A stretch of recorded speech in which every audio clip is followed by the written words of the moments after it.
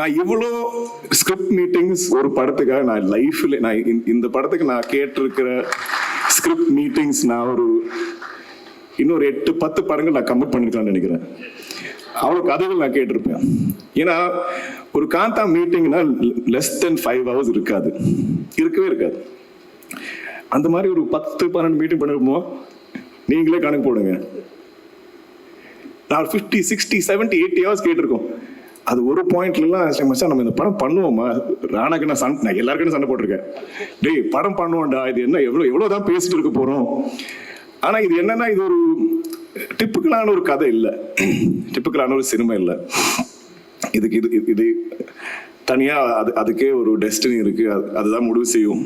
நம்ம ஐயா இந்த படத்துல சொல்ற டயலாக் மாதிரி தான், இந்த படத்துக்கு யாரெல்லாம் வேணும் படம் தான் முடிவு பண்ணுவோம். இந்த படம் எப்போதான் ஷூட் ஆரம்பிக்கும், இந்த படம் தான் முடிவு பண்ணுவோம். இந்த படம் எப்போ வெளியே வரும், இந்த படம் தான் முடிவு பண்ணும். இந்த படத்துல ஃபைனல் ஸ்டேஜ் லாஸ்ட் மினிட் வரைக்கும் என்னென்ன டேலண்ட் உள்ள வரும், இந்த படம் தான் முடிவு பண்ணும்.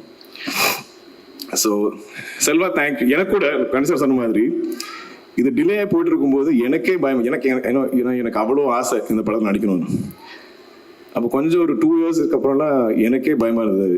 டேய் மச்சான், ஃப்ரெண்ட்ஸ், ஆனா நீங்க என்ன மாத்துவீங்களா, வேற யாராவது போடுவீங்களா இந்த படத்துல?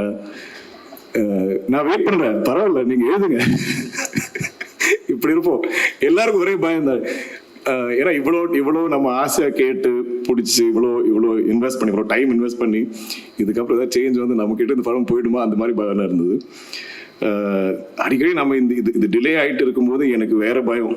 செல்வா ஒரு 4-5 வருஷமா வெயிட் பண்ணிருக்காரு, இவ்வளோ யங் ஒரு டேலண்ட், நாமளா அவரோட ஃபியூச்சர் கெடுத்துக்கூடாதுன்னு. ஸோ அதை சொல்லி நானும் சண்டை போட்டுக்குவோம். பட் ஐ திங்க் த கோல் இது, இந்த படத்து மேலே எங்களுக்கு எல்லாம் அவ்வளோ ஆசை, அவ்வளோ நம்பிக்கை, இது அவ்வளோ ஸ்பெஷல்.